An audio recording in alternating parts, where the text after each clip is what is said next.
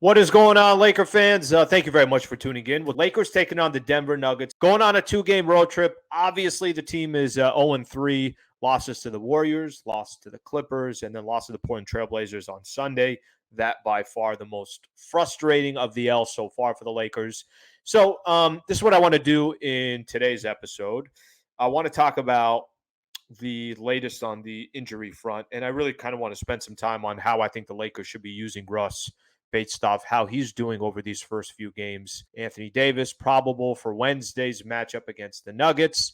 He's been dealing with that back issue that he suffered in game two. That game two? Yeah, against Clippers. LeBron day to day. Probable Wednesday's game against the Nuggets. Just says foot on there, so he's dealing with something with his foot. But usually when it's probable, most likely they're going to end up playing, and that's not really much of a conversation. The surprise one, Russ. It says Russell Westbrook hamstring is listed as doubtful to play Wednesday against Denver. Shams Charania of The Athletic reports. So that's kind of where we are here, and I want to spend a little bit of time on this. There's a lot of people now saying, okay, is this the same thing that happened on Friday? Remember, Friday Lakers were going to play the Sacramento Kings. It was the final preseason game. This was, what was it now? A little over a week ago or so. Lakers were going to play the Sacramento Kings, and Russ, this was going to be the first time in a really long time that he was going to come off the bench. Played 5 minutes and then had a hamstring issue, left the game, did not return. And then he was asked about it afterwards and said that if it had any effect on him, the fact that he was coming off the bench, took him out of his regular routine. He said, absolutely, that is part of the reason why he felt like he had that hamstring injury.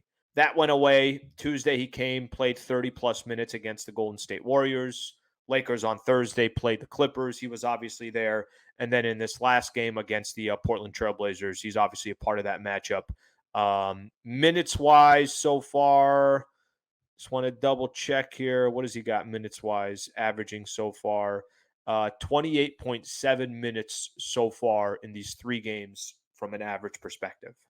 So I don't know if this, the Westbrook hamstring listed as doubtful. I'm not going to try to make any connections to that and say, oh, well, is this because the Lakers tried doing this before, or can he actually just have a hamstring issue? I'm just going to say that maybe he just has a hamstring issue, and that's going to be the case for, the game tomorrow.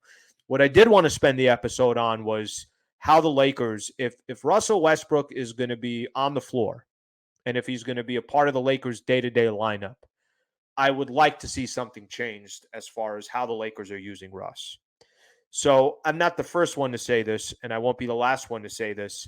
I don't really know why Russ is in the starting lineup. I don't. I would prefer seeing Russ coming off the bench. And I don't think I'm the only Laker fan that would prefer that. And I would prefer that him coming off the bench, there's no guaranteed set minutes for him. And this is the way it should be for every player on the Lakers other than LeBron James and Anthony Davis. You know that you're not going to win many basketball games without LeBron and AD. After that, it really just comes down to is who's playing well should be garnering a lot of those minutes. So I know the Lakers tried this for a quick second. That was that Friday, and I was a little surprised that they didn't give it a little bit more time to see how will Russ work off the bench for the Lakers. I think in a perfect world for Russ, this is how I would use him at this point. Laker fans, it's a very small sample size, but let's just be real with how he's playing so far this year. And I'm going to go back to something John Ireland said yesterday. We were doing one of our crosstalks, and the shows were kind of merging or whatever. And John said, and he's completely right, he emphasized, he's like, look, if you think the Lakers are 0-3 because of Russell Westbrook, you're not watching Lakers basketball. They're 0-3 because they're shooting 21% from the three-point line. He's not wrong on that. The Lakers have, I think one game attempted 45, another game attempted 40, and then another game, the last game against the Blazers, maybe 33 attempts, something along those lines. And I want to say they were 6 for 33. They're shooting 21% from the three-point line. So John is not wrong on that they're 0 for 3 right now because defensively, they've been really good. not crazy about the game against the Golden State Warriors. I thought they did really well against the Clippers. It actually gives you a lot of hope. I feel like the personality of the Lakers, you're usually your coach, you take on the personality of your coach. And Darvin Ham definitely has got the personality of, we're going to lock down on defense. We'll worry about everything else later. You're going to grind on defense. You can do everything that you possibly can. So John is not wrong that the 3-point shooting is why the Lakers are sitting at 1-2. Or I'm sorry, 0-3. I wish 1-2. However, Russ hasn't been good.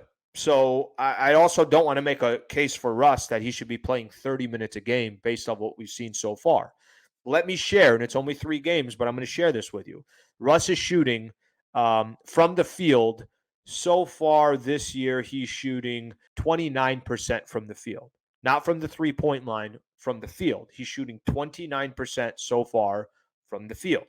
He's shooting 8% from the 3-point line. 8% from the 3-point line. So this is how I think, for me, in a perfect world, and I'm really curious to see how Darvin Ham ends up using Russ moving forward.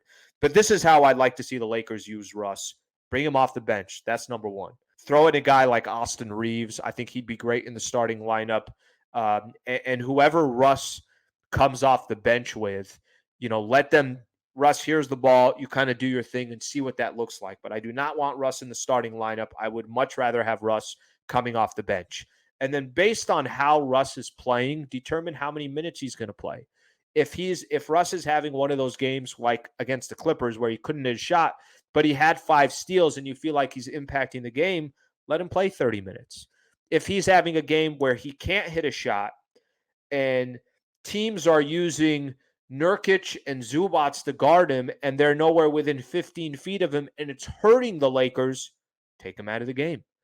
I would hate to see at this stage, especially with the Lakers 0-3, that it has to be performance-based. It just has to be. And I'm also really curious how Russ would take it. Would Russ embrace it? Or would Russ look at it and look at it as a sign of disrespect or whatever the case is? To be honest with you, it doesn't really matter to me how he looks at it. I care more about how he performs and how the Lakers are looking on the floor. If he does play, I'd love to see the Lakers start using him off the bench and, run that second unit, see how he does. Maybe he's more comfortable in that situation. Maybe that reminds him more of the days with the Oklahoma City Thunder or the Houston Rockets or the Washington Wizards. And maybe he can find lightning in a bottle. And towards the end of games, if he's a liability like he was in the game against the Portland Trailblazers, don't have him in the game. So whether he's playing 15 minutes a game or 30 minutes a game, it needs to be based on merit. It needs to be based on how he's doing and how he's performing. So Russ, like I mentioned, we got the injury report on him. Hamstring listed as doubtful to play. If he ends up playing, we'll see what the Lakers do. I do know this, and all Laker fans know this as well. You're 0-3. You got some tough games coming up. You got some work to do. So there really isn't time, let's just say, is not on your side, even though the season literally just started. Lake fans, appreciate you guys being a part of Lakers Talk Daily. Please subscribe to the channel. You have it here on ESPN LA that you could subscribe to. I also got my channel, Lakers Talk with Alan Sliwa. You could subscribe there as well. Thank you for being a part of the show.